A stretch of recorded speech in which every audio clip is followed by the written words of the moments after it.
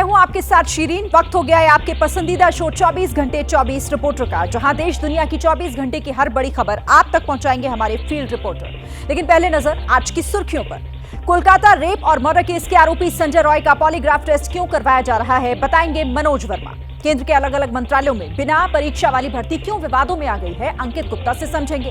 क्या शांत हो गया यूपी बीजेपी का घमासान या ये टेम्पररी सीज फायर है? पूरी खबर लेकर वीरेश पांडे आएंगे। बीजेपी के बड़े नेता और एमपी के गृह मंत्री कैलाश विजयवर्गीय ने 30 साल बाद देश में गृह युद्ध की आशंका क्यों जताई, जैनेंद्र से जानेंगे। लेकिन सबसे पहले सबसे बड़ी खबर। पाकिस्तान पहुंच चुके मंकी वायरस को लेकर केंद्र सरकार अलर्ट। राज्यों के साथ मिलकर वायरस से निपटने को तैयार रहने के लिए कहा गया। जिस वायरस को WHO ग्लोबल हेल्थ इमरजेंसी घोषित कर चुका है, जिस मंकी पॉक्स वायरस का प्रकोप अफ्रीका से निकलकर यूरोप और एशिया में दिखने लगा है, उसे लेकर भारत सरकार भी अलर्ट मोड में आ चुकी है। जानकारी के मुताबिक केंद्र सरकार ने इस वायरस को गंभीरता से लिया है।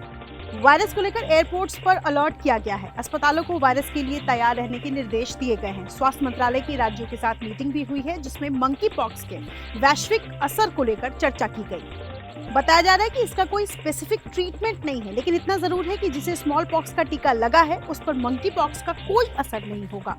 उसका वैक्सीन जो है इसको भी प्रोटेक्ट करता है। 80% से लेकर 90% के बीच में इफिकेसी है उसकी। प्रॉब्लम यह है कि यह जो है 1980 के बाद से जो है वैक्सीन नहीं लगी। पाकिस्तान के बाद फिलीपींस में मंकी पॉक्स का पहला केस सामने आ चुका है। वहीं दिल्ली में सफदरजंग, RML और लेडी हार्डिंग नोडल हॉस्पिटल बनाए गए हैं। यूपीएससी में बिना परीक्षा होने वाली भर्ती यानी लेटरल एंट्री पर मचा बड़ा सियासी बवाल। राहुल गांधी ने बताया इसे बहुजनों का आरक्षण छीनने की चाल। यूपीएससी ने अलग अलग मंत्रालयों और विभागों में निदेशक, संयुक्त सचिव और उप सचिव के लिए 45 पदों के लिए जो विज्ञापन निकाला है, उस पर बड़ा विवाद खड़ा हो गया है। लोकसभा में नेता विपक्ष राहुल गांधी ने एक बार फिर केंद्र सरकार पर हमला बोला है। राहुल गांधी ने सोशल मीडिया पोस्ट में लिखा कि लेटरल एंट्री दलितों, ओबीसी और आदिवासियों पर हमला है। बीजेपी के राम राज्य का विकृत वर्जन संविधान को नष्ट करना चाहता है और बहुजनों से आरक्षण छीनना चाहता है। इस पर बीजेपी की IT सेल के प्रमुख अमित मालवीय ने इसका जवाब देते हुए लिखा कि पहले कांग्रेस इस प्रकार के लेटरल एंट्रेंट की भर्ती बिना किसी प्रक्रिया के आधार पर करती थी। उस समय उनके द्वारा लिए गए इन फैसलों से किसके आरक्षण के अधिकार का हनन किया? नोटिफिकेशन तो देखें, निर्णय लिया गया था उनके सरकार में। भ्रम नहीं फैलाएं राहुल गांधी, अपनी अज्ञानता को अपने पास रखें। सरकार लेटरल एंट्री को लेकर अपने तर्क दे रही है, लेकिन आम आदमी पार्टी ने इसके खिलाफ बड़े आंदोलन का ऐलान किया है, जिसकी शुरुआत यूपी से होगी। भारतीय जनता पार्टी आरक्षण विरोधी पार्टी है। भारतीय जनता पार्टी पूरे देश में पिछड़ों का, दलितों का, आदिवासियों का आरक्षण खत्म करना चाहती है। यूपीएससी ने 45 पदों पर लेटरल एंट्री के जरिए जो भर्ती के लिए विज्ञापन निकाला है, इसमें से 10 पद संयुक्त सचिव और 35 पद निदेशक और उप सचिव के लिए हैं। 30 साल बाद देश में गृह युद्ध हो सकता है, ये बात बीजेपी के बड़े नेता और मध्य प्रदेश सरकार में कैबिनेट मंत्री कैलाश विजयवर्गीय ने कही है। कांग्रेस बोली सार्वजनिक तौर पर माफी मांगे। रक्षाबंधन के मौके पर इंदौर में सामाजिक समरसता कार्यक्रम था। बीजेपी और RSS के नेता मौजूद थे। कैलाश विजयवर्गीय मुख्य अतिथि थे। उन्होंने सफाई कर्मी महिलाओं से राखी बंधवाई और भाषण में अंग्रेजों की फूट डालो राज करो नीति का जिक्र किया। और फिर क्या बोले, सुनिए। अंग्रेज चले गए, पर अभी इस देश के अंदर कुछ लोग बचे हैं जो अंग्रेजों का प्रतिनिधित्व करते हैं और वो भी फूट डालो राज करो की नीति पर काम कर रहे हैं। विजयवर्गीय ने बदलती डेमोग्राफी का हवाला दिया। बोले देश में 30 साल बाद गृह युद्ध शुरू हो सकता है। परसों किसी के साथ मिलिट्री के रिटायर ऑफिसर, वो काफी सामाजिक काम में, उन्होंने कहा 30 साल बाद इस देश के अंदर गृह युद्ध प्रारंभ हो जाएगा। 30 साल बाद आप लोग रह नहीं पाएंगे। कांग्रेस ने कैलाश विजयवर्गीय के बयान पर ऐतराज जताया। पूछा कि विजयवर्गीय को ये साफ करना चाहिए कि सेना के किस रिटायर्ड अफसर ने देश में 30 साल बाद गृह युद्ध शुरू होने की आशंका जताई है और इसका आधार क्या है।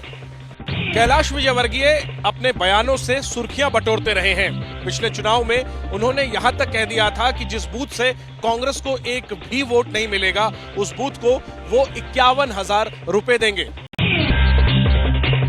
क्या शांत हो गया यूपी बीजेपी का घमासान या अस्थायी सीज फायर है?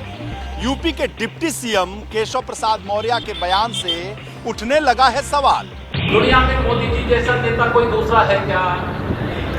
देश में मुख्यमंत्री योगी आदित्यनाथ जी जैसा दूसरा मुख्यमंत्री है क्या? पिछले कई दिनों से सीएम योगी के खिलाफ बागी तेवर दिखाने वाले उनके डिप्टी सीएम केशव प्रसाद मौर्य के सुर अचानक नरम पड़ गए हैं। अब वो योगी को सबसे अच्छा मुख्यमंत्री ठहरा रहे हैं। दुनिया का सबसे शक्तिशाली, प्रभावशाली और प्रदेश के हमारे मुख्यमंत्री जब पूरे देश के मुख्यमंत्रियों की तुलना होती है उसमें सबसे अच्छा काम उनकी अगुवाई में किया जा रहा है। इस पर अखिलेश यादव ने तंज कसते हुए सोशल मीडिया पर लिखा, कोई डबल हार के उपहार के बाद भी डबल इंजन का प्रशंसा प्रमाण पत्र बांट रहा है। अगर माननीय सही काम कर रहे होते तो 2 उप मुख्यमंत्री की क्या जरूरत पड़ती। उपचुनाव हो रहा है, ये सब खेल उपचुनाव तक का है। ये योगी जी की तारीफ करेंगे, योगी जी इनकी तारीफ करेंगे, फिर देखिएगा विधानसभा के दौरान ये सारी चीजें अलग अलग हो जाएंगी। अब उप मुख्यमंत्री का स्टूल भी शायद हटने वाला है, इसीलिए चुप्पी टूट गई है और तारीफ के पुल बांधे जा रहे हैं। असल में यूपी में 10 सीटों पर विधानसभा उपचुनाव होने हैं। माना जा रहा है कि केशव प्रसाद मौर्य को शायद इसीलिए चुप रहने को कहा गया है। और दोनों में अंतरंग संबंध रहे हैं। मैंने देखा है कितना आदर भाव पूरे परिवार का, केशव जी का नहीं, केशव जी के पूरे परिवार का आदर भाव मुख्यमंत्री जी के प्रति। यूपी में 10 सीटों के लिए हो रहे उपचुनाव इसलिए भी अहम हैं क्योंकि पिछले महीने 7 राज्यों के 13 विधानसभा उपचुनाव सीटों पर बीजेपी को निराशा ही हाथ लगी थी। भाजपा और उसके एनडीए गठबंधन को 2 सीटें मिली थी तो इंडिया गठबंधन को 10 सीटें हासिल हुई थी। क्या वक्फ बिल को लेकर के एनडीए के भीतर ही फूट पड़ने वाली है? मुस्लिम संगठन वक्फ बिल में संशोधन के खिलाफ एनडीए के अलग अलग घटकों से मुलाकात करने वाले हैं। वक्फ संशोधन बिल पर संयुक्त संसदीय समिति यानी जेपीसी की पहली बैठक से पहले ही मुस्लिम संगठन सक्रिय हो गए हैं। जेपीसी की पहली बैठक 22 अगस्त को संसद परिसर में होने वाली है। उससे पहले मुस्लिम संगठनों के प्रतिनिधि केंद्रीय मंत्री और एलजेपीआर के अध्यक्ष चिराग पासवान और आंध्र प्रदेश के सीएम व टीडीपी के मुखिया चंद्रबाबू नायडू से मिलने वाले हैं। ऐसा माना जा रहा है कि मुस्लिम संगठन एनडीए के भीतर वक्फ को लेकर विभाजन की कोशिश में हैं। 22 अगस्त को जेपीसी की पहली बैठक से पहले ही all India Muslim person law board और जमीयत उलमाए हिंद के सदस्यों की जेपीसी के सदस्यों के साथ बैठक का सिलसिला शुरू हो गया है। अब तक वो जेपीसी में शामिल शिवसेना और एनसीपी के सदस्यों से मिल चुके हैं। 20 अगस्त को डीएमके प्रमुख और तमिलनाडु के सीएम एमके स्टालिन से भी मिलने वाले हैं। जेपीसी में कुल 31 सदस्य हैं, जिनमें से 21 लोकसभा और 10 राज्यसभा के सदस्य हैं। जमीयत उलमाए हिंद वक्फ संशोधन बिल को मुसलमानों के धार्मिक मामलों में हस्तक्षेप बता रहा है। चंपई सोरेन के अगले कदम को लेकर सस्पेंस बना हुआ है। इसी बीच झारखंड के मुख्यमंत्री हेमंत सोरेन ने बीजेपी पर विधायकों की खरीद फरोख्त का आरोप लगाया है। झारखंड के पूर्व सीएम और झारखंड मुक्ति मोर्चा के बड़े नेता चंपई सोरेन क्या बीजेपी में जाएंगे या अपनी पार्टी बनाएंगे, ये अभी साफ नहीं है। लेकिन अपनी पार्टी की लीडरशिप के खिलाफ उन्होंने जैसे बागी तेवर दिखाए हैं, उससे लगता है कि वो कोई बड़ा कदम उठाने वाले हैं। चंपई साहब कलकत्ता आप गए थे, शुभेंदु जी से मुलाकात हुई आपकी? नहीं, हमें भी किसी से मुलाकात नहीं हुई। हमें भी अपना काम में आया है, निजी काम में आया है, बाद में हम बताएंगे। चंपई सोरेन के तेवर भांपकर एनडीए के सहयोगियों से उनके लिए ऑफर आने लगे हैं। वहीं उनकी पार्टी के नेता आगाह कर रहे हैं कि ये कदम आत्मघाती होगा। व्यक्तिगत रूप में उनका स्वागत करते हैं, करेंगे अगर वो एनडीए में आते हैं तो। वैसे एनडीए में आना एनडीए के जो मूर्धन्य नेता लोग हैं उन पर निर्भर करता है, लेकिन मैं व्यक्तिगत रूप में उनको स्वागत करता हूँ। पार्टी छोड़ के किसी दूसरे दल में जाते हैं, खास करके भाजपा में जाने की बात अगर सामने आएगी तो ये आत्मघाती कदम होगा उनके लिए, क्योंकि भाजपा एक डूबती हुई जहाज है। डूबते हुए जहाज की सवारी कौन करेगा? चंपई क्या करने वाले हैं इसका पता शायद जल्द चल जाएगा, लेकिन सीएम हेमंत सोरेन इस एपिसोड को लेकर बीजेपी पर अटैकिंग मोड में हैं। समाज तो छोड़ो, ये घर भी फोड़ने का काम करता है, पार्टी तोड़ने का काम करता है। आए दिन कभी इस विधायक को खरीद ले, कभी उस विधायक को खरीद ले। इसी साल 31 जनवरी को हेमंत सोरेन के जेल जाने के बाद चंपई सोरेन सीएम बने थे, लेकिन हेमंत को बेल मिलने के बाद पार्टी के कहने पर उनको 3 जुलाई को सीएम पद से इस्तीफा देना पड़ा था। सीएजी रिपोर्ट को लेकर आमने सामने दिल्ली सरकार और उपराज्यपाल। बीजेपी ने कहा रिपोर्ट को दबाकर भ्रष्टाचारियों को बचा रही है दिल्ली सरकार। दिल्ली विधानसभा में पेंडिंग सीएजी रिपोर्ट को लेकर उपराज्यपाल विनय कुमार सक्सेना ने विधानसभा स्पीकर रामनिवास गोयल को चिट्ठी लिखी है। चिट्ठी में उपराज्यपाल ने कहा है कि 11 सीएजी रिपोर्ट दिल्ली सरकार के पास पेंडिंग है। दिल्ली सरकार जानबूझकर इन्हें विधानसभा में पेश करने से बच रही है। विधानसभा अध्यक्ष सुनिश्चित करें कि रिपोर्ट्स जल्द से जल्द विधानसभा में रखी जाएं। उपराज्यपाल ने जिन सीएजी रिपोर्ट्स की चर्चा की है उनमें साल 2017-18 से साल 2021-22 तक दिल्ली में शराब के कारोबार और सप्लाई की जुड़ी रिपोर्ट भी है। ये रिपोर्ट 11 अप्रैल 2024 से पेंडिंग है, इसलिए इन रिपोर्ट्स को लेकर बीजेपी भी केजरीवाल सरकार को घेर रही है। ये जो चोर चोर मोसेरे भाई है, ये भ्रष्टाचारियों की जो सरकार है दिल्ली में, ये पब्लिक अकाउंट्स कमेटी में भी किसी अधिकारी से सीएजी की फाइंडिंग्स पर कोई जवाब तलब करने को तैयार नहीं। सीएजी रिपोर्ट पर बीजेपी के सवालों को लेकर आम आदमी पार्टी अटैकिंग मोड में है। आप नेता घोटालों को लेकर बीजेपी से सवाल पूछ रहे हैं। सीएजी की रिपोर्ट भाजपाइयों की दिखाऊं मैं आपको? एक भी मुंह से आवाज निकलती है?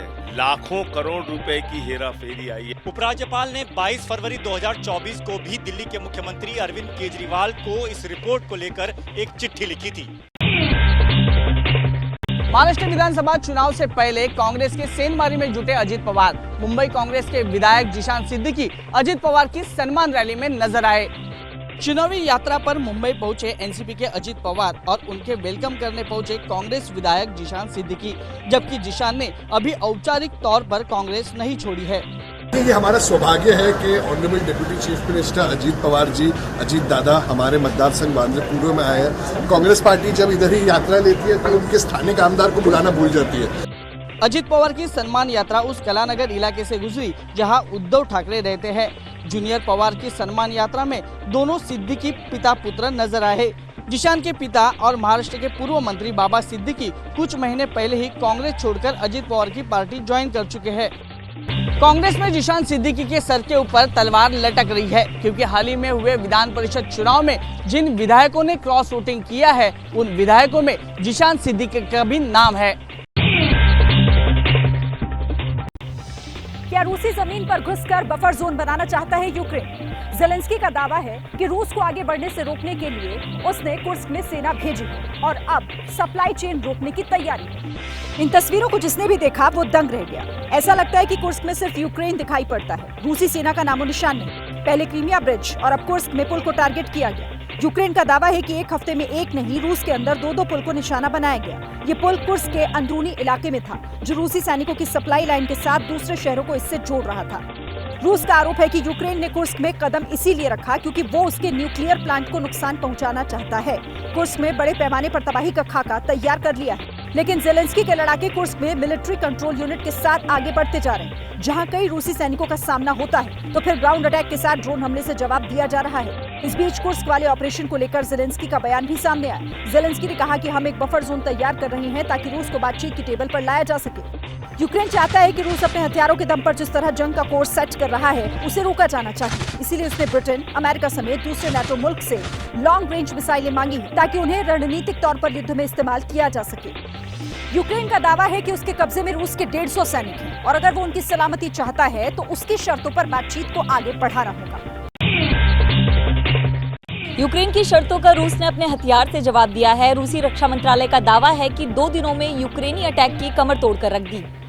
यूक्रेन जंग की लड़ाई रूस की नाक का सवाल है और अब कुर्स्क पर कब्जा करके यूक्रेन ने जले पर नमक छिड़क दिया। इसलिए रूस ने अपना एडवांस रॉकेट सिस्टम निकाल लिया, पूरे इलाके में रॉकेट की बरसात कर दी। जहां रॉकेट नहीं पहुंच रहे वहां रूस के ग्राउंड ट्रूप्स एक्शन में है। रूसी रक्षा मंत्रालय ने ग्रेनेड लॉन्चर की वीडियो भी जारी किए। बताया गया कि कुर्स्क में हो या फिर डोनेट्स्क, दोनों जगह इसी क्षमता के साथ यूक्रेन को खदेड़ा जा रहा है। आज की जंग में ड्रोन भी खूब इस्तेमाल हो रहे हैं। रूस के मुताबिक उसके कामिकाज़े ड्रोन यूक्रेन और उसका साथ देने वाले देशों के होश उड़ा रहे हैं। करोड़ों के हथियार एक झटके में खत्म कर रहे हैं। रूस का कहना है कि उसने 2 दिन के अंदर डोनेट्स्क में एडवांस पोजीशन पर बढ़त बना ली है। डोनेट्स्क के कई सेटलमेंट्स को अपने कब्जे में ले लिया है। इसके अलावा यूक्रेन के फ्यूल डिपो, आर्म व्हीकल और दूसरे टारगेट्स को निशाना बनाया गया है। इसके साथ ही दावा ये भी था कि यूक्रेन का एरियल अटैक, मल्टीपल रॉकेट और ड्रोन्स को भी हवा में ही नष्ट कर दिया गया। रूस का ये ऑफेंसिव एक्शन ऐसे वक्त में आ रहा है जब रूस के राष्ट्रपति व्लादिमीर पुतिन 2 दिन के अजरबैजान के दौरे पर हैं। अजरबैजान रूस का दोस्त है, लेकिन इसके साथ साथ पश्चिमी देशों को गैस सप्लाई करने में अहम रोल अदा करता है।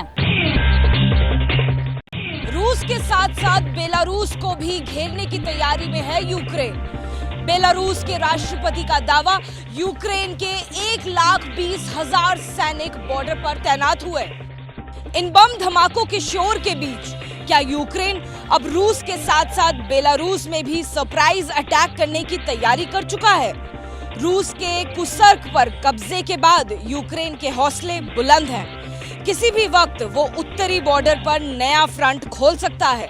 यह आशंका पुतिन के दोस्त और यूक्रेन के दुश्मन अलेक्जेंडर लुकाशेंको ने जताई है। यूक्रेन वाले वॉर फ्रंट को देखते हुए बेलारूस ने अपनी तीनों सेनाओं को बॉर्डर पर जुटाना शुरू कर दिया है। जानकारी के मुताबिक बेलारूस की आर्मी ने 48,000 सैनिक मौजूद हैं। इसके अलावा बॉर्डर पेट्रोलिंग का जिम्मा 12,000 दूसरे जवानों पर है। अमेरिकी institute, international institute for strategic strategy की रिपोर्ट ने ये आंकड़ा जारी किया है। लुकाशेंको ने रूस और यूक्रेन के बीच एटमी युद्ध की आशंका भी जाहिर की है। बेलारूस के टॉप लीडर के मुताबिक खुद कीव की लीडरशिप चाहती है कि यूक्रेन पर न्यूक्लियर हो ताकि रूस दुनिया में अकेला पड़ जाए। रूस यूक्रेन वॉर के बीच एक बड़ा डेवलपमेंट हुआ है। भारत के प्रधानमंत्री नरेंद्र मोदी 23 अगस्त को यूक्रेन जाएंगे। वो देश के पहले प्रधानमंत्री होंगे जो यूक्रेन का दौरा करेंगे। जिस वक्त यूक्रेन और रूस बारूद के जरिए एक दूसरे से संवाद कर रहे हैं, मिसाइलों वाली डिप्लोमेसी को तरजीह दे रहे हैं, हवाई हमले के जरिए एक दूसरे के साथ ग्रीटिंग्स एक्सचेंज हो रहे हैं, और सबसे बड़ी बात, जब यूक्रेन रूस की जमीन पर खूंटा गाड़ चुका है, तब ऐसे वक्त में पीएम नरेंद्र मोदी का यूक्रेन दौरा शेड्यूल हुआ है। पता चला है कि मोदी 4 दिन बाद यूक्रेन के दौरे पर होंगे। सोवियत से टूटकर यूक्रेन 1991 में अलग देश बना था। उसके बाद किसी भारतीय प्रधानमंत्री की यूक्रेन यात्रा नहीं हुई। विदेश मंत्रालय ने पीएम मोदी के यूक्रेन दौरे की जानकारी शेयर की है। कहा गया कि भारत के रूस और यूक्रेन दोनों के साथ संबंध है। प्रधानमंत्री वहां जाकर रूस यूक्रेन जंग खत्म करने पर भी चर्चा करेंगे। बीते महीने पीएम मोदी रूस गए थे, जहां कई मुद्दों पर चर्चा हुई थी। इस बीच मोदी के यूक्रेन दौरे को लेकर जेलेंस्की ने भी रिएक्शन दिया है। यूक्रेन से पहले मोदी 21 और 22 अगस्त को पोलैंड में रहेंगे। पिछले 45 साल में किसी भी भारतीय प्रधानमंत्री की यह पहली यात्रा है। इससे पहले 1979 में मोरारजी देसाई पोलैंड गए थे। मिडिल ईस्ट में तनाव के बीच ईरान ने एक बार फिर अपने ड्रोन्स और मिसाइल्स के वीडियो जारी किए हैं। ईरान ने कहा कि इलाके में शांति कायम करने के लिए इजराइल सीरियस नहीं है। बीते कई दिनों से ईरान अपनी फायर पावर का एहसास करवा रहा है। सोशल मीडिया पर दावा किया गया है कि पर्शियन गल्फ के बोमोसा द्वीप पर ईरान की नेवी ने वॉर ड्रिल की है। कुछ वीडियो ये कहते हुए जारी किए गए हैं कि ईरान की रेवोल्यूशनरी गार्ड ने इस्माइल हानिया की हत्या का बदला लेना शुरू कर दिया है, वो भी फतेह 110 मिसाइल के जरिए। एक और वीडियो फ्लोट किया गया जिसमें बताया गया कि ईरान ने अपनी ड्रोन आर्मी में नया सूरमा शामिल किया है। करार ड्रोन में माजिद मिसाइल का टेस्ट, जिसकी ऑपरेशनल रेंज 400 किलोमीटर बताई गई। ईरान की ड्रोन पावर को रिफ्लेक्ट करने वाला एक और वीडियो सामने आया। जानकारी के मुताबिक इसमें करार ड्रोन के साथ अराश यूएवी भी शामिल है। दुनिया जानती है कि ईरान के साथ यमन, लेबनान और हमास है। पहले हिजबुल्ला, अब यमन भी ईरान के दुश्मन को आंखें दिखा रहा है। मानो कह रहा है कि जवाब मिलने वाला है। इस बीच ईरान में तुर्की के राजदूत का एक बयान बहुत तेजी से सर्कुलेट हुआ। राजदूत ने कहा कि ईरान इजराइल के खिलाफ एक बहुत बड़े हमले की तैयारी कर चुका है और ऐसा जवाब इजराइल ने कभी सोचा भी नहीं होगा। ईरान इजराइल तनाव के बीच सामने आई अमेरिका की हाउस इंटेलिजेंस कमेटी की रिपोर्ट। इसमें दावा किया गया कि ईरान इस साल के आखिरी तक खुद को न्यूक्लियर वेपन स्टेट घोषित कर लेगा। न्यूक्लियर फ्रंट को लेकर पिछले 24 से 48 घंटे में कई डेवलपमेंट सामने आए। पहले रूस ने माना कि यूक्रेन उसके न्यूक्लियर प्लांट में न्यूक्लियर बम डेटोनेट कर सकता है। इसके बाद ईरान वाले वॉर वीडियो के बीच चीन ने न्यूक्लियर फ्रंट पर अमेरिका को कटघरे में खड़ा कर दिया। 首先使用核武器政策，以核为霸，恐吓世界的企图。 बीते साल 6 जून को ईरान ने अपने हाइपरसोनिक मिसाइल का टेस्ट किया था। तब से अमेरिका लगातार प्रेशर बना रहा था कि ईरान अपना न्यूक्लियर प्रोग्राम बंद कर दे। अब इजराइल से टकराव के बीच अमेरिका की हाउस इंटेलिजेंस कमेटी के चीफ माइक टर्नर ने कहा है कि ईरान के पास एटम बम का सारा मसाला इकट्ठा हो चुका है। नेतन्याहू कह चुके हैं कि नागरिकों की सुरक्षा के लिए किसी भी हद तक जाएंगे। אנחנו גם נחושים לגבות מחיר כבד מאוד מכל אויב שיעז לתקוף אותנו מכל זירה שהיא. मिडिल ईस्ट में इजराइल और हमास की जंग को लेकर अमेरिका के विदेश मंत्री ने इजराइल के पीएम से मुलाकात की। कहा यह युद्ध विराम का आखिरी मौका है, दोनों पक्षों को इसी तरह से आगे बढ़ना होगा।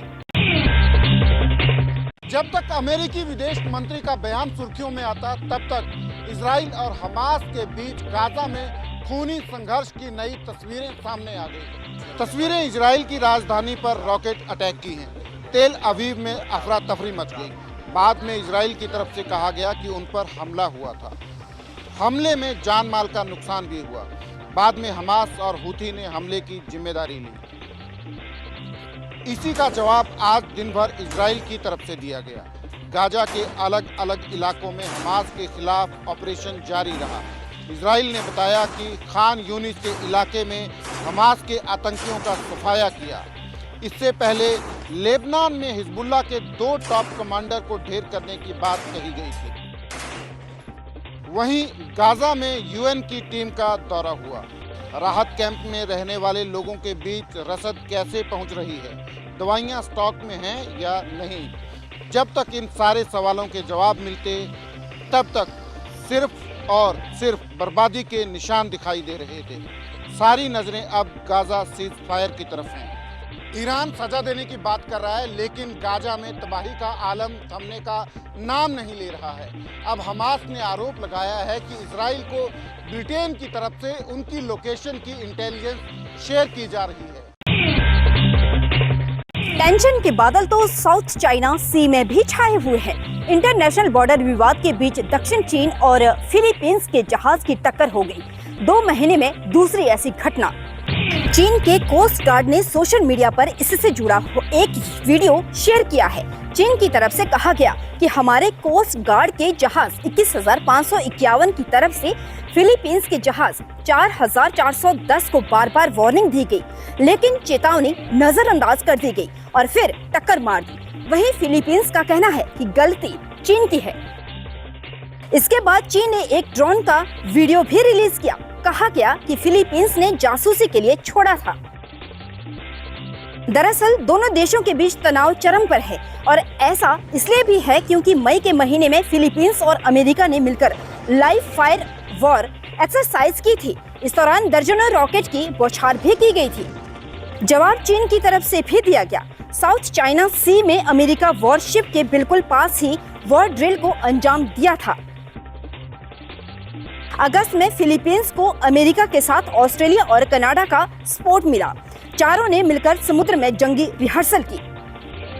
दक्षिण चीन सागर को ड्रैगन अपनी जागीर समझता है, इसलिए उसका यहाँ हर देश के साथ सीमा विवाद चल रहा है।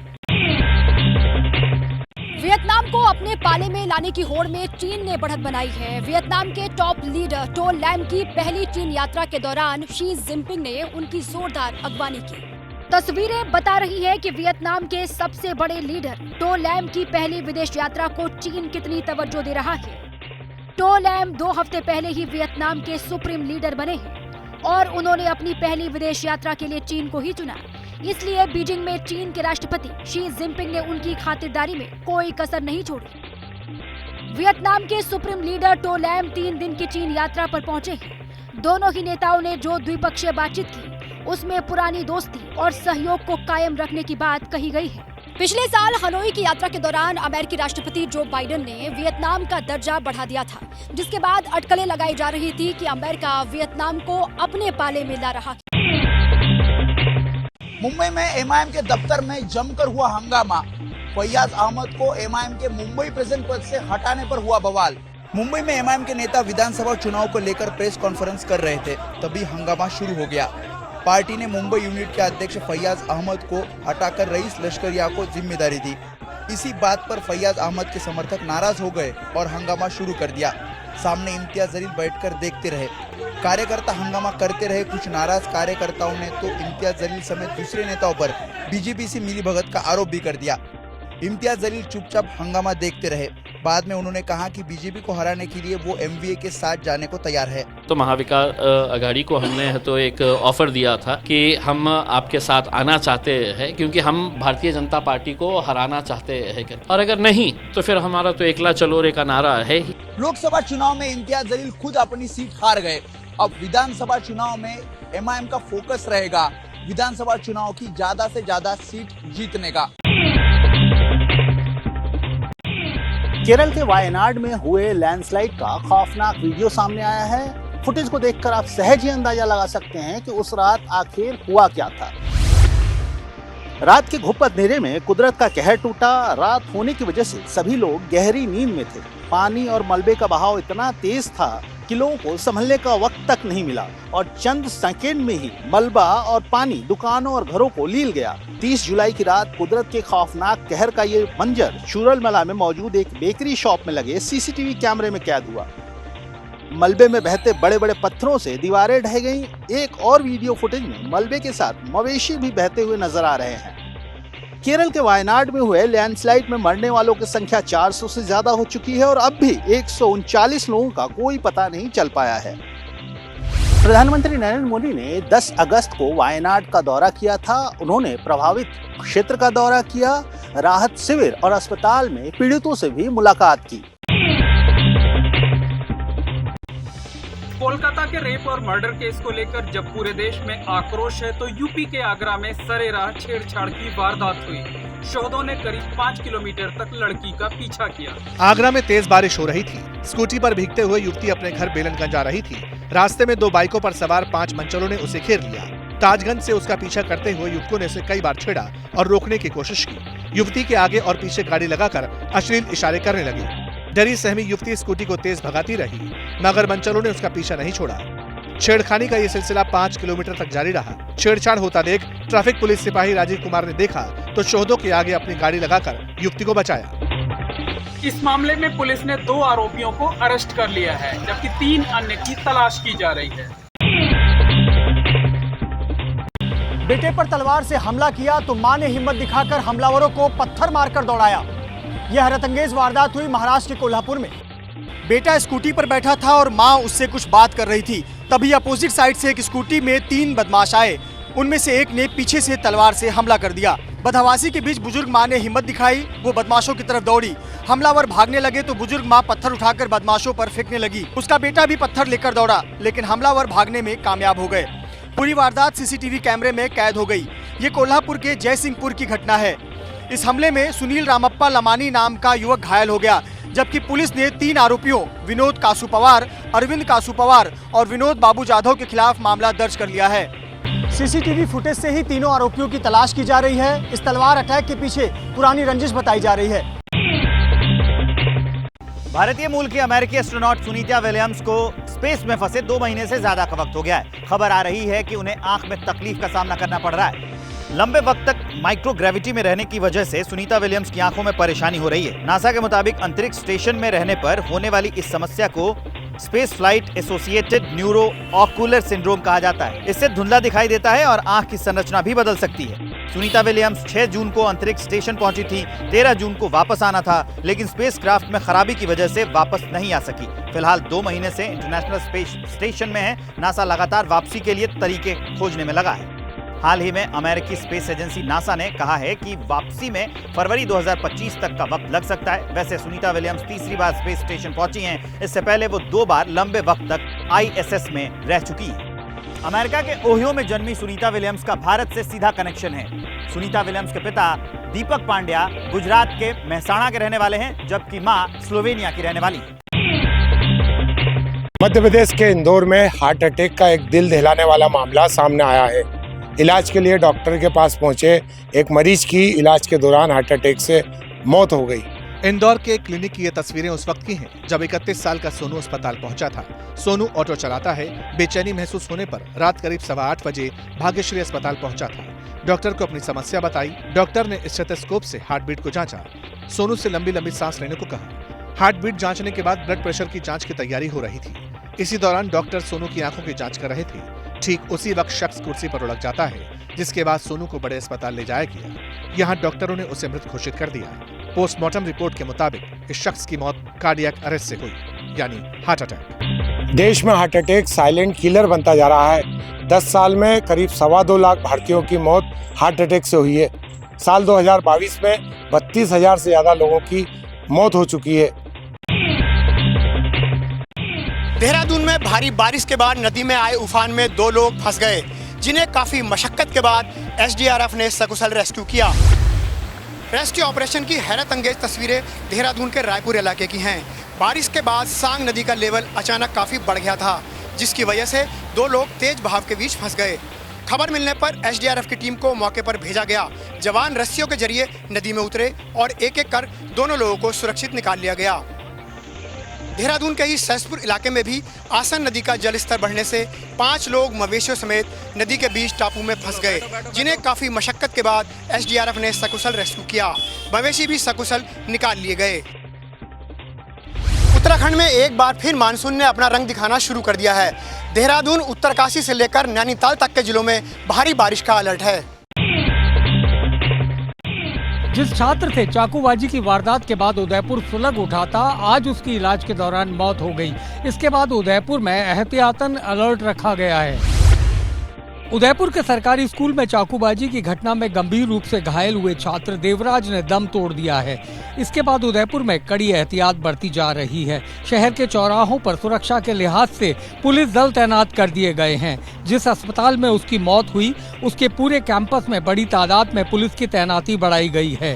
बैरिकेड्स लगाए गए हैं और भीड़ की आशंका को देखते हुए एहतियातन हॉस्पिटल के गेट बंद कर दिए गए हैं। यहाँ छात्र के परिजनों ने नारेबाजी भी की। फिलहाल छात्र के शव को अस्पताल की मोर्चरी में रखा गया है। उदयपुर में इंटरनेट सेवा 16 अगस्त से ही बंद है। दोनों छात्रों के बीच लंच टाइम पर स्कूल के बाहर झगड़ा हुआ था, वहीं चाकूबाजी भी हुई। इसके बाद इस घटना ने कम्युनल रंग ले लिया था। ट्रेनी डॉक्टर रेप और मर्डर केस के आरोपी संजय राय का पॉलीग्राफ टेस्ट कराएगी सीबीआई। वहीं पीड़ित परिवार के वकील ने डॉक्टर संदीप घोष के साइको एनालिसिस टेस्ट की मांग की। ट्रेनी डॉक्टर रेप और मर्डर केस के आरोपी संजय राय के पॉलीग्राफ टेस्ट की मांग को लेकर सीबीआई ने सियालदह कोर्ट में याचिका दाखिल की थी। कोर्ट से सीबीआई को पॉलीग्राफ टेस्ट की इजाजत मिल गई। सीबीआई सूत्रों के मुताबिक मुख्य आरोपी संजय राय के बयानों में विरोधाभास है। पूछताछ कर रही सीबीआई की टीम को लग रहा है कि संजय राय कुछ छिपा रहा है, इसलिए अब सीबीआई पॉलीग्राफ टेस्ट के जरिए सच जानने की कोशिश करेगी। केस में अब तक सिर्फ संजय राय गिरफ्तार हुआ है। सेमिनार हॉल से वारदात के दौरान आते जाते सीसीटीवी में संजय राय दिखा है, इसलिए सीबीआई संजय से हर सच जानना चाहती है। पीड़िता के परिवार के वकील ने बड़ा दावा किया है। एबीपी न्यूज से बातचीत में विकास रंजन भट्टाचार्य ने कहा कि हत्या करके शव को कहीं और रखा गया। उन्होंने संदीप घोष के भी साइको एनालिसिस टेस्ट की मांग की। सीबीआई का ये भी शक है कि जहां बॉडी पड़ी हुई थी, शायद मर्डर वहां पर नहीं हुआ, दूसरी कोई जगह पे मर्डर होने के बाद बॉडी वहां पर ला गए। संजय राय को होना चाहिए, जो डॉक्टर्स मौजूद थे सबको को ये पूछताछ करना चाहिए। इसी बीच पश्चिम बंगाल के राज्यपाल ने कानून व्यवस्था को लेकर ममता सरकार पर निशाना साधा है। राज्यपाल ने कहा कि पश्चिम बंगाल में गुंडाराज है।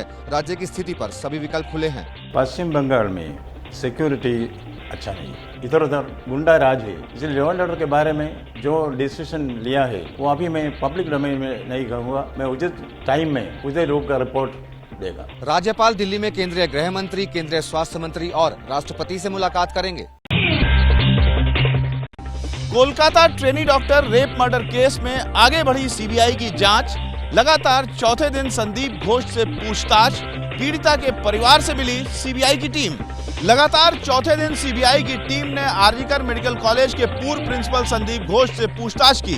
सीबीआई सूत्रों के मुताबिक संदीप घोष के बयान में डेटा से जुड़े विरोधाभास दिख रहे हैं। पीड़ित परिवार की तरफ से दी गई जानकारी और संदीप घोष के बयान मैच नहीं कर रहे हैं। इसीलिए सीबीआई की टीम बार बार संदीप घोष से सवाल पूछ रही है। सीबीआई सूत्रों के मुताबिक सेमिनार रूम के बगल वाला हिस्सा क्यों टूटा, इस पर संदीप घोष के बयान से सीबीआई संतुष्ट नहीं है।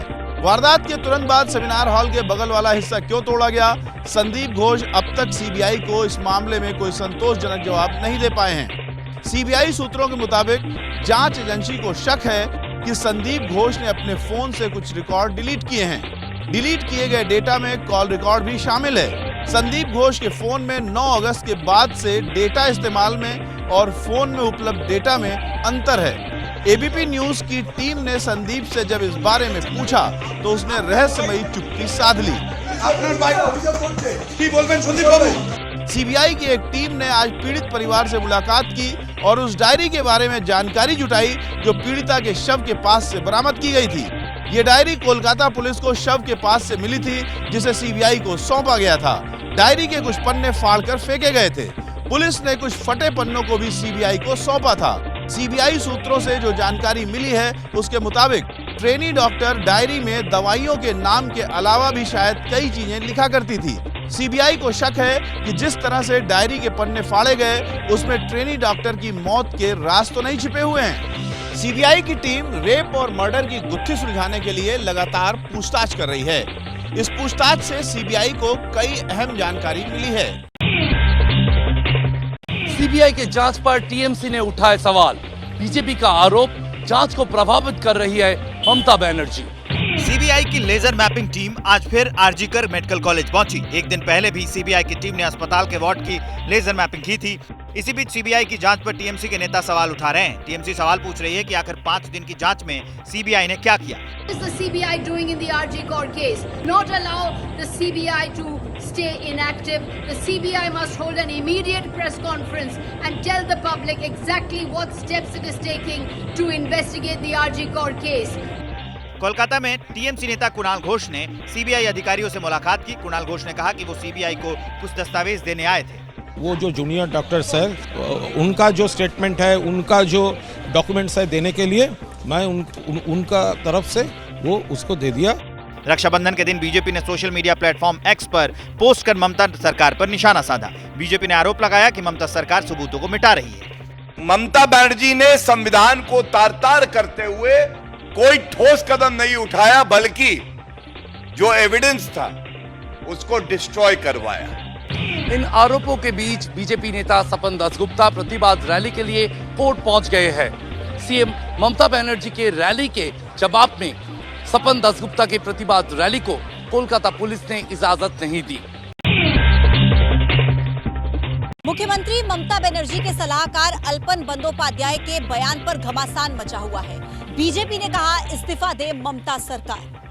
Wherever possible, night duty may be avoided for women to the extent possible. যেখানে সম্ভব, যতদূর সম্ভব মহিলাদের নাইট ডিউটি থেকে स्पेयर करवार चेष्टा। महिलाओं को नाइट ड्यूटी से बचने की सीएम के सलाहकार के बयान पर बीजेपी ने सवाल उठाया।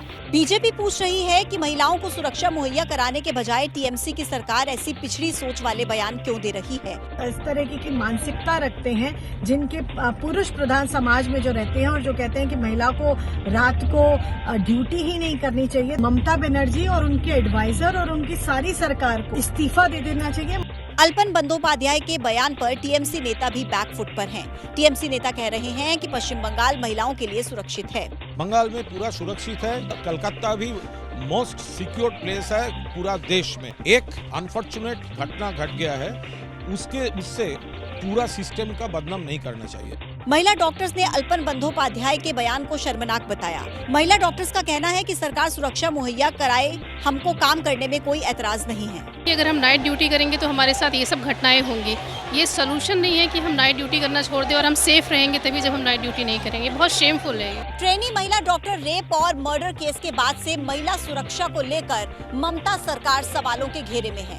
ऐसे में ममता बनर्जी के सलाहकार अल्पन बंदोपाध्याय के बयान ने लोगों का गुस्सा और बढ़ा दिया है। सबूत मिटाए जाने के आरोप पर टीएमसी नेता मदन मित्रा ने दिया शर्मनाक बयान। बीजेपी ने पूछा ममता सरकार से सवाल। ट्रेनी डॉक्टर रेप और मर्डर केस में बीजेपी बार बार ममता सरकार पर सबूत मिटाने का आरोप लगा रही है। आज इसी सवाल पर टीएमसी के नेता मदन मित्रा भड़क गए। बगल वाला घर में बहुत बड़ा कंडम की एक आंकड़ा था, और वो लोग भीतर में जाके सब एक एक कंडम लेके आता था। वो क्या है? अरे पहले बताइए कितना आदमी था? ये अकेला आदमी का काम नहीं है। जो भी हो, हमारा तृणमूल का हो, उनका भी फांसी लगाइए, फायरिंग स्क्वाड का सामने लाइए, लेकिन छोड़ना नहीं। मदन मित्रा के इस शर्मनाक बयान पर बीजेपी सवाल उठा रही है।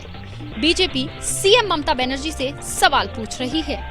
मदन मित्रा जी जेल से वापस आए हैं, ये मुझे पता है, और उनके जो भाषा है, बंगाल का, बंगला का जो गरिमा है, वो पूरी खत्म कर दिया। इतना असभ्य है। बंगाल आज रास्ते पे उतर आए हैं। इसी बीच आज 1964 बैच के वर्किंग बुजुर्ग डॉक्टर भी आरजीकर मेडिकल कॉलेज आए और प्रदर्शन कर रहे रेसिडेंट डॉक्टर्स का समर्थन किया। Only we want justice. आना जरूरी है, सॉलिडारिटी एक्सप्रेस करना जरूरी है। We want justice.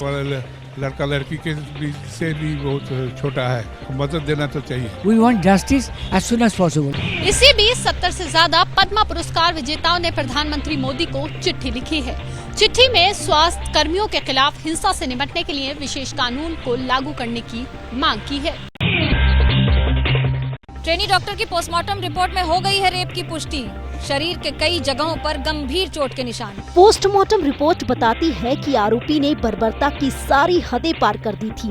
Postmortem report के मुताबिक लेडी डॉक्टर के शरीर पर 14 से ज्यादा चोट के निशान थे। हाथ, कंधे, घुटने पर चोट के निशान मिले। लेडी डॉक्टर की आंखों पर खून के धब्बे थे। दोनों आंखों की पुतलियां फैली हुई थीं। पोस्टमार्टम रिपोर्ट के मुताबिक शरीर पर चोट के निशान हत्या से पहले के हैं। रिपोर्ट के मुताबिक मुंह दबा के हत्या की गई, यानी सांस घुटने से लेडी डॉक्टर की मौत हुई। इसके बाद गला दबाया गया। गला दबाने से थायराइड का कार्टिलेज टूटा हुआ था। जहां एक और सीबीआई इस मामले में तेज गति से जांच कर रही है, तो वहीं अभी तक 14 अगस्त के हंगामे में 37 उपद्रवियों को कोलकाता पुलिस ने गिरफ्तार कर लिया है। कोलकाता कांड में सीबीआई जांच पर इस वक्त एक बड़ी खबर आ रही है कि इसकी जांच के लिए सीबीआई ने सीमा पाहूजा को बुलाया है। सीबीआई की तेज तर्रार अधिकारी हैं एएसपी सीमा पाहूजा। गुड़िया रेप और हाथरस केस जैसे मामले भी सुलझा चुकी हैं सीमा पाहूजा, और अब इस मामले में सीबीआई ने सीमा पाहूजा को बुलाया है।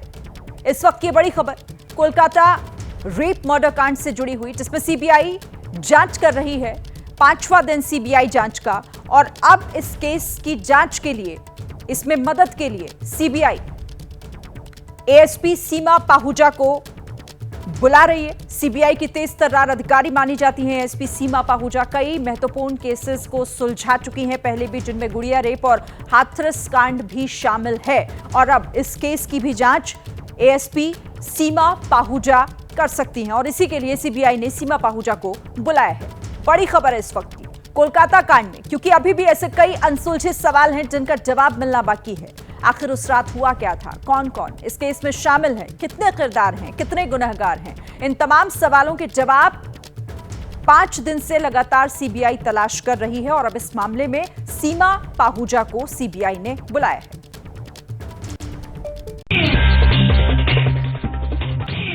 देश भर में आज भी डॉक्टरों ने किया प्रदर्शन। दिल्ली में स्वास्थ्य मंत्रालय के अधिकारियों से की मुलाकात।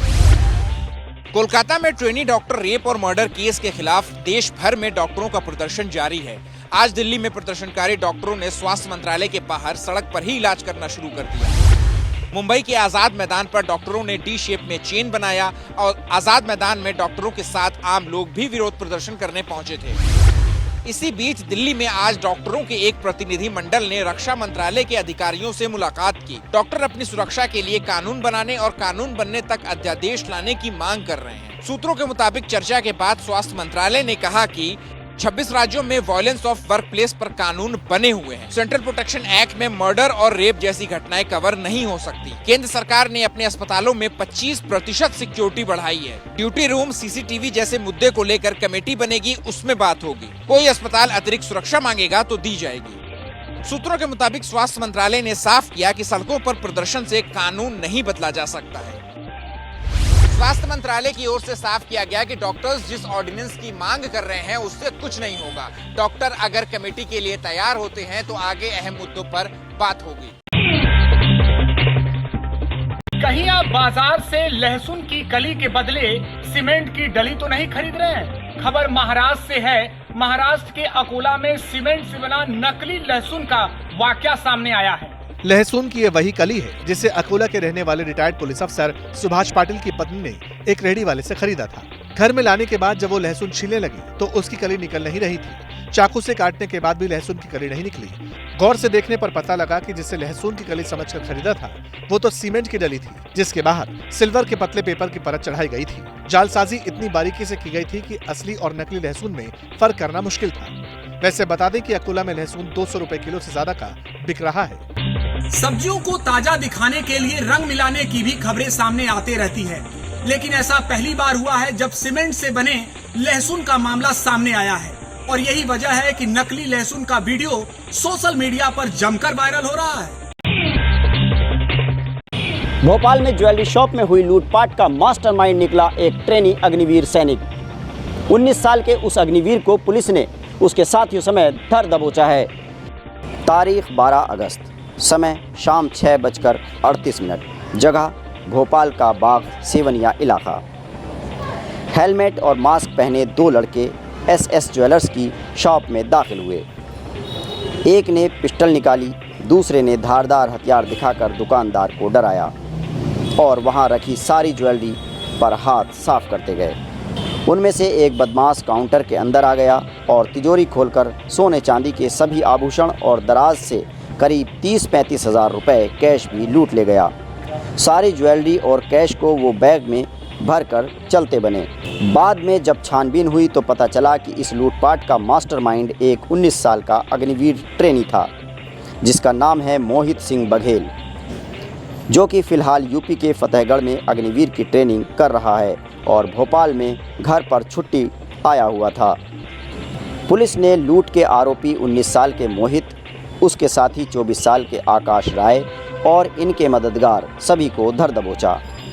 पुलिस के मुताबिक इस लूटपाट में अग्निवीर युवक के भाई बहन और जीजा ने भी साथ दिया था। पुलिस ने 20 किलोमीटर के दायरे में लगे सीसीटीवी कैमरे खंगालने के बाद इस लूटकांड का भांडाफोड़ किया। 24 घंटे 24 रिपोर्टर में आज के लिए फिलहाल इतना ही। कल रात 9:40 पर फिर होंगे हाजिर। तब तक खबरों के अपडेट के लिए आप देखते रहिए एबीपी न्यूज। जैसे ही घड़ी का काटा दोपहर 2:30 पे आए, बबीता जी का दिल सास बहू साजिश के लिए मचल जाए। और ये है इनकी बहू, पूरे दिन ऑफिस की टेंशन हो जाए गॉन जब ये करें अपना फेवरेट शो फ्री टाइम पे ऑन। इनकी तरह आप भी देखें अपना फेवरेट शो अपने टाइम पर और डाउनलोड कीजिए एबीपी लाइव ऐप अपने स्मार्ट टीवी पर।